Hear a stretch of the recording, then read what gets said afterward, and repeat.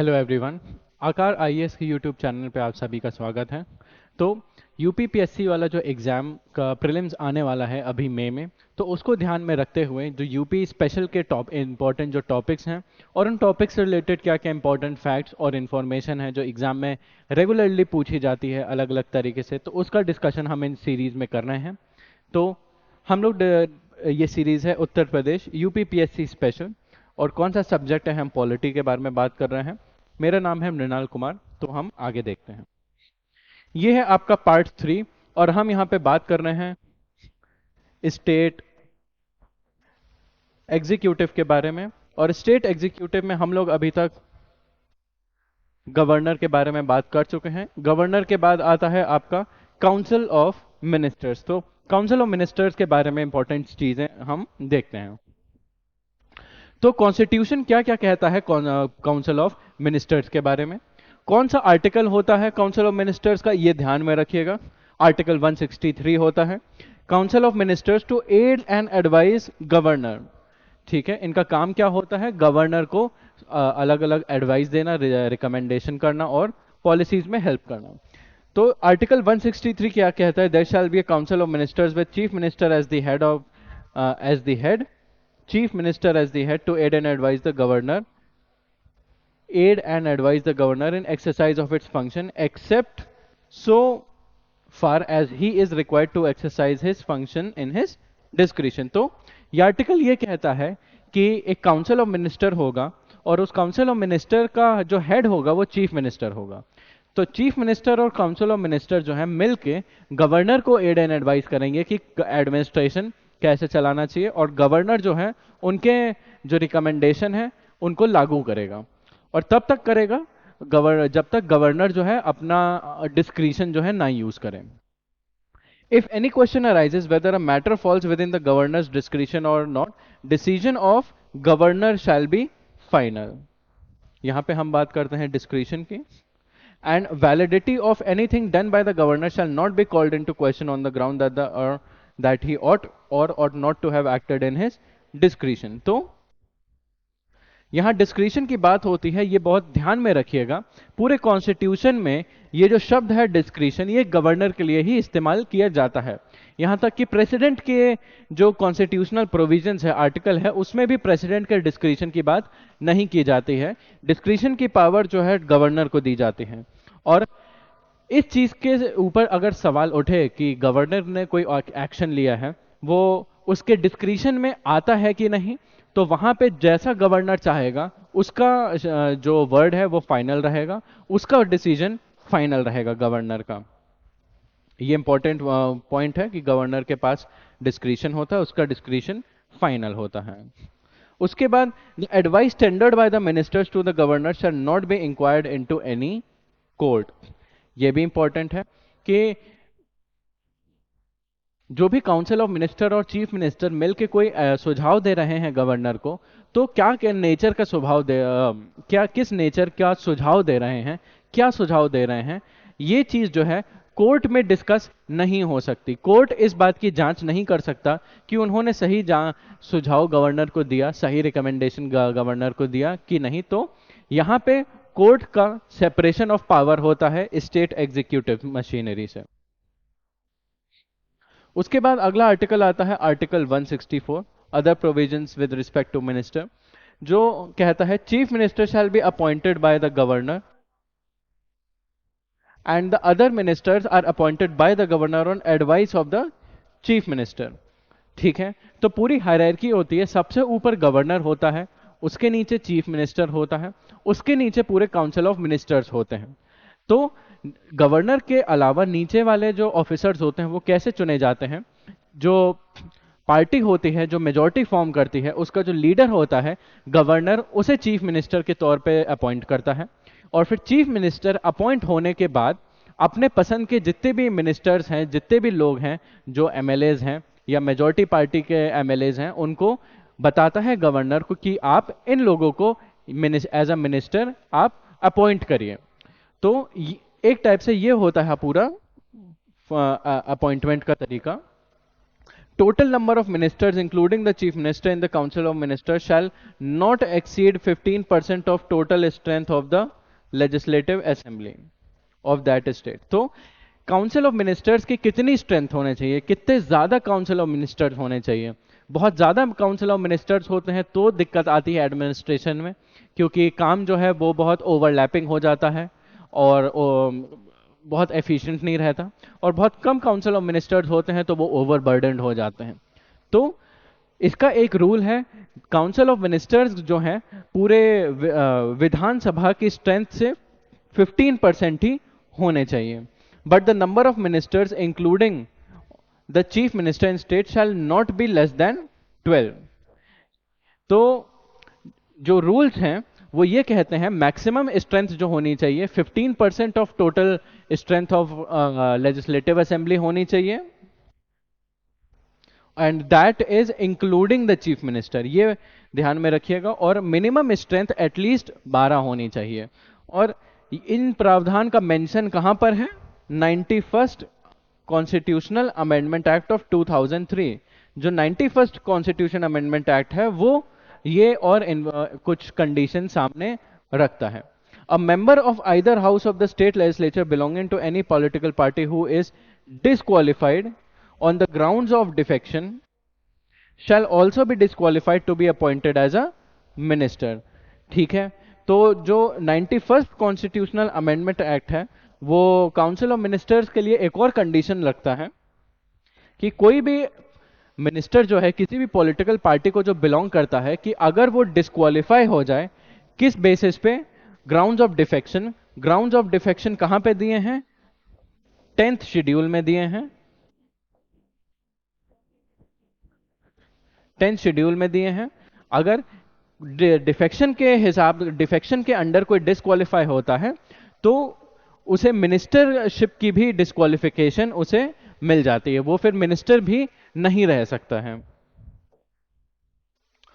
और कब तक मिनिस्टर जो है मिनिस्टर रहेगा, कितने समय तक रहेगा, उसका कॉन्स्टिट्यूशन कहता है during the pleasure of the governor. जब तक गवर्नर चाहे तब तक कोई चीफ मिनिस्टर रह सकता है।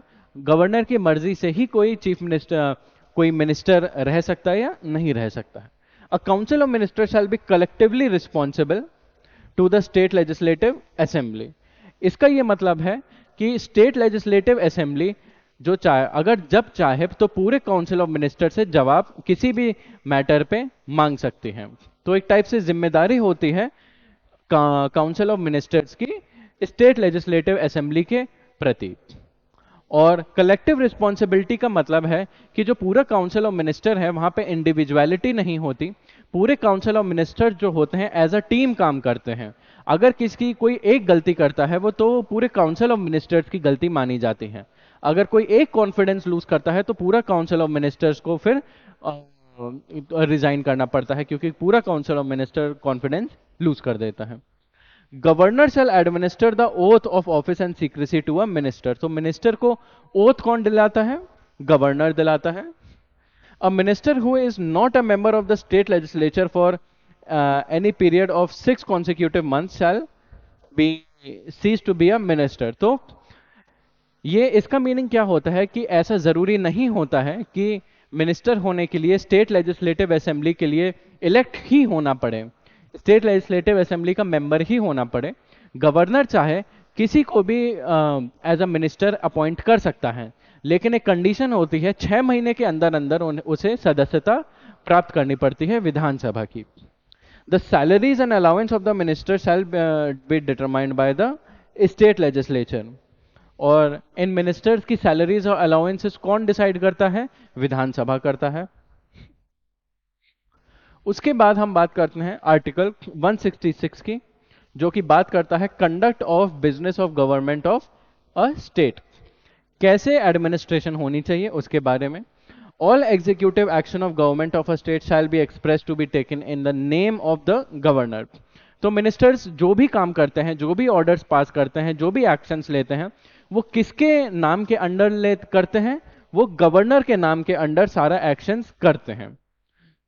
Orders and other instruments made and executed in the name of governor shall be authenticated in such a manner as may be specified in the rules to be made by the governor. तो किस तरीके से वो orders pass कर सकते हैं, उनका क्या एडमिनिस्ट्रेशन का तरीका होना चाहिए, वो भी मिनिस्टर्स का कौन डिसाइड करता है, गवर्नर डिसाइड करता है. The governor shall make rules for the more convenient transaction of business of government of state. इसके अलावा आर्टिकल 167 क्या कहता है आपका, duties of chief minister. It shall be duty of the chief minister for of each state to communicate to the governor of state all decision of the council of ministers relating to the administration of the affairs of the state and proposal for legislation. तो council of ministers का head कौन होता है, chief minister होता है. और chief minister की जिम्मेदारी क्या होती है कि गवर्नर को वो सारी इंफॉर्मेशन बताए, कम्युनिकेट करें decisions of council of ministers. Council of ministers क्या क्या निर्णय लेते हैं उसको बताने का काम गवर्नर को, चीफ मिनिस्टर का होता है. उसके अलावा to furnish such information relating to administration of the affairs of the state and proposals for legislation as governor may call for. तो गवर्नर जब चाहे तो कोई भी इंफॉर्मेशन काउंसिल ऑफ मिनिस्टर्स से संबंधित चीफ मिनिस्टर से मांग सकता है, और कोई भी कानून के लिए जो प्रपोजल किया जाता है हाउस में तो उसकी भी इंफॉर्मेशन मांग सकता है. If governor so requires to submit for the consideration of the council of ministers any matter on which decision has been taken by minister but which has not been considered by council. तो ये चीजें governor, chief minister और council of ministers के dynamics में आते हैं. और article 177 कहता है आपका राइट्स ऑफ मिनिस्टर. तो उनके अधिकार क्या होते हैं जो कि काउंसिल ऑफ मिनिस्टर्स होते हैं. Every minister shall have the right to speak and take part in the proceedings of the assembly and any committee of the state legislature of which he may be named a member, but he shall not be entitled to vote. तो हम जानते हैं in the assembly and committee जितनी भी आपकी parliamentary या फिर state की लेजिस्लेटिव की कमिटीज होती हैं उसमें मिनिस्टर्स जो हैं नहीं चुने जाते हैं. उसमें जो मेंबर्स होते हैं सिर्फ उन्हीं की मेंबरशिप होती है. लेकिन मिनिस्टर्स के पास भी अधिकार होता है कि वो कमिटीज में और असेंबली में उनको वो जो भी बोलना वो चाहें उसको बोलने का उनको हक हो, और कमिटीज में प्रोसीडिंग्स में पार्ट ले सकें. लेकिन जो मिनिस्टर्स होते हैं कमिटीज में वोट नहीं कर सकते हैं. वोट करने का अधिकार सिर्फ कमिटीज के मेंबर्स को ही होता है. तो nature of advice by ministers के बारे में हम देखते हैं, जो एडवाइस वो गवर्नर को देते हैं. आर्टिकल 163 के बारे में बात करते हैं. Provides for council of minister with chief minister as the head to aid and advise the governor in exercise of its function except the discretionary ones. ठीक है. If any question arises where a matter falls within the governor's discretion or not, the decision of the governor is final and the validity of anything done by him cannot be called into question.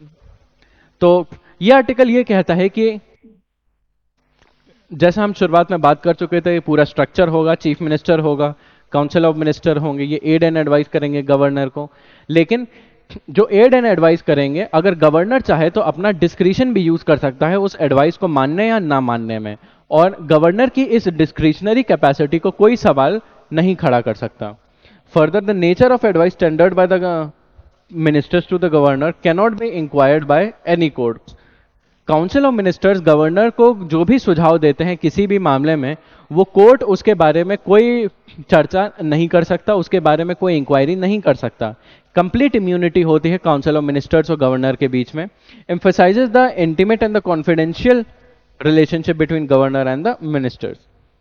In 1971, Supreme Court ruled that Council of Ministers must always exist to aid and advise the governor, even after the dissolution of the State Legislative Assembly or resignation of Council of Ministers. Hence, existing ministry may continue to be in the office until its successor assumes charge. इसका यह मतलब होता है 1971 में जो supreme court है उसने एक निर्णय दिया था कि काउंसिल ऑफ मिनिस्टर्स सरकार में हमेशा रहेंगे. हमेशा गवर्नर को एडवाइस करने के लिए, गवर्नर को गाइड करने के लिए, सजेस्ट करने के लिए काउंसिल ऑफ मिनिस्टर्स हमेशा रहने चाहिए। मान लीजिए सरकार अगर गिर जाती है या काउंसिल ऑफ मिनिस्टर्स डिसॉल्व हो जाता है, खत्म हो जाता है, तब भी जब तक नए काउंसिल ऑफ मिनिस्टर्स नहीं आते, जब तक कि नई सरकार फिर से नहीं आती, जब तक कि नए मिनिस्टर्स जो होते हैं वो नहीं अपॉइंट होते, तब तक पुराने काउंसिल ऑफ मिनिस्टर्स काम करते रहेंगे, ताकि जो पॉलिसी में कंटिन्यूएशन है, एडमिनिस्ट्रेशन में जो कंटिन्यूएशन है वो बना रहे, कोई वैक्यूम ना आए। ठीक है। When ever constitution requires the satisfaction of the governor, the satisfaction is not personal satisfaction of governor but it is the satisfaction of council of ministers. तो जो भी काम करता है गवर्नर अपने सेटिस्फैक्शन के हिसाब से, वो असल में किसकी गाइडेंस के अंडर काम कर रहा होता है? काउंसिल ऑफ मिनिस्टर्स के डिसीजंस के अंडर काम कर रहा होता है। तो अब देखते हैं उनका अपॉइंटमेंट क्या होता है। तो अपॉइंट कौन करता है? चीफ मिनिस्टर को, सॉरी मिनिस्टर्स को। काउंसिल ऑफ मिनिस्टर्स को गवर्नर करता है, चीफ मिनिस्टर को गवर्नर करता है, और जो बाकी काउंसिल ऑफ मिनिस्टर्स हैं उनको चीफ मिनिस्टर गवर्नर को एडवाइस करता है कि आप इन इन मिनिस्टर्स को आप अपॉइंट करें। Other ministers are appointed by the governor on the advice of chief minister. ये इंपॉर्टेंट पॉइंट है। This means that the governor can appoint only those person as ministers who are recommended by the chief minister. तो governor के पास ये कोई choice नहीं होती कि वो किसको अपॉइंट करे एज मिनिस्टर, वो सिर्फ उसे ही अपॉइंट कर सकता है चीफ मिनिस्टर, सॉरी मिनिस्टर, जैसे चीफ मिनिस्टर उसे रिकमेंड करें। Usually member of the state legislature, either the legislative assembly or legislative council are appointed as minister। तो मिनिस्टर जो हैं दोनों हाउसेस से आ सकते हैं, विधानसभा से भी, विधान परिषद से भी। Person who is not a member of either house of the state legislature can also be appointed as a minister, but within 6 months he must become a member of either house, otherwise he ceases to be a member। तो कोई भी minister, governor चाहे किसी भी व्यक्ति को minister बना सकता है, जरूरी नहीं है वो विधानसभा या विधान परिषद का सदस्य हो, लेकिन मिनिस्टर बनने के 6 महीने के अंदर अंदर उसे सदस्यता प्राप्त करनी पड़ती है, वरना वो मिनिस्टरशिप खो देता है। A minister who is a member of one house of the state legislature has the right to speak and take part in the proceedings of the other house, but he can vote only in the house of which he is a member of। तो मान लीजिए कुछ minister हो गए वो विधानसभा के सदस्य हो गए, कुछ मिनिस्टर हो गए वो विधान परिषद के मेंबर्स हो गए, तो दोनों जो हैं एक दूसरे के हाउस में क्या चल रहा है उसके प्रोसीडिंग में हिस्सा लेने का उन्हें अधिकार होता है, लेकिन वो वोट या फिर अपना जो ओपिनियन है वो वहीं पर ही वोट कर सकते हैं जिस हाउस के वो मेंबर हों। अब क्या क्या तरीके का कॉम्पोजिशन होता है काउंसिल ऑफ मिनिस्टर्स का? कॉन्स्टिट्यूशन जो है does not specify the size of the state council of ministers और रैंकिंग ऑफ द मिनिस्टर। ठीक है, कॉन्स्टिट्यूशन जो है पूरा size state council of ministers का नहीं कहता है, लेकिन जो आपका 91st अमेंडमेंट है वो जरूर कहता है, 91st अमेंडमेंट की काउंसिल ऑफ मिनिस्टर्स जो हैं विधानसभा की स्ट्रेंथ के 15% होने चाहिए मैक्सिमम, और मिनिमम काउंसिल ऑफ मिनिस्टर्स कम से कम 12 होने चाहिए। तो जनरली जो स्ट्रेंथ है इसके बीच की वो डिसाइड कौन करता है? चीफ मिनिस्टर डिसाइड करता है समय के हिसाब से। In state to the council of minister consist of the 3 category. जैसा स्टेट में हम सुनते हैं कैबिनेट मिनिस्टर्स हो गए, डेप्यूटी मिनिस्टर्स हो गए, मिनिस्टर ऑफ स्टेट हो गए, वैसे स्टेट में भी अलग अलग तरीके के मिनिस्टर्स होते हैं, लेकिन ये कॉन्स्टिट्यूशन नहीं कहता है, ये एक तरीके का कन्वेंशन होता है। The cabinet ministers are important head of the department like home, education, finance, agriculture. Cabinet ministers हम सब जानते हैं जो सबसे इंपॉर्टेंट मिनिस्टर होते हैं, जो सबसे इंपॉर्टेंट पोर्टफोलियो और डिपार्टमेंट हैंडल करते हैं, जैसे आपका गृह हो गया, शिक्षा हो गया, आपका फाइनेंस हो गया, आपका कृषि हो गया। The ministers of state can either be given independent charge of department or can be attached to the cabinet. They are not members of the cabinet and do not attend the cabinet meeting unless specially invited when something related to the department are concerned। तो ministers of state होते हैं दो तरीके के होते हैं, या तो इनको किसी भी पोर्टफोलियो का इंडिपेंडेंट चार्ज दिया जाता है या फिर किसी कैबिनेट मंत्री के अंडर उन्हें लगा दिया जाता है। लेकिन मिनिस्टर ऑफ स्टेट जो होते हैं वो कैबिनेट मंत्रियों के स्तर के नहीं होते हैं। जो भी मीटिंगें होती हैं कैबिनेट मिनिस्टर्स की, उनमें भाग नहीं ले सकते जनरली मिनिस्टर ऑफ स्टेट, जब तक उन्हें अलग से इनवाइट ना किया हो। उसके बाद आते हैं डेप्यूटी मिनिस्टर्स आते हैं। Not given independent charge, they are attached to the cabinet ministers and assist them in their administrative, political, parliamentary duties. They are not members of the cabinet, do not attend cabinet meetings. तो deputy ministers होते हैं वो तीसरे level के ministers होते हैं। इन्हें कोई इंडिपेंडेंट चार्ज नहीं होता, ये सिर्फ एक टाइप से कैबिनेट मिनिस्टर्स के साथ अटैच होते हैं, उन्हें उनके डे टू डे वर्क में असिस्ट करते हैं, हेल्प करते हैं, और ये कैबिनेट में का हिस्सा नहीं होते और उनकी मीटिंग्स में भी ये हिस्सा नहीं लेते हैं। At times, Council of Ministers may also include a deputy chief minister. Deputy chief ministers are appointed for the local political reasons. तो कभी कभी ऐसा होता है कि जो लोकल काउंसिल ऑफ मिनिस्टर्स हैं वो चीफ मिनिस्टर तो जरूरी है होना, समय के हिसाब से पॉलिटिकल रीजन के हिसाब से डेप्यूटी चीफ मिनिस्टर भी अपॉइंट कर सकते हैं। तो ये था सारा आपका इंफॉर्मेशन काउंसिल ऑफ मिनिस्टर्स से रिलेटेड। इसमें काफ़ी सारे इंपॉर्टेंट फैक्ट्स हैं जो एग्जाम में पूछे जा चुके हैं और जो पूछे जा सकते हैं।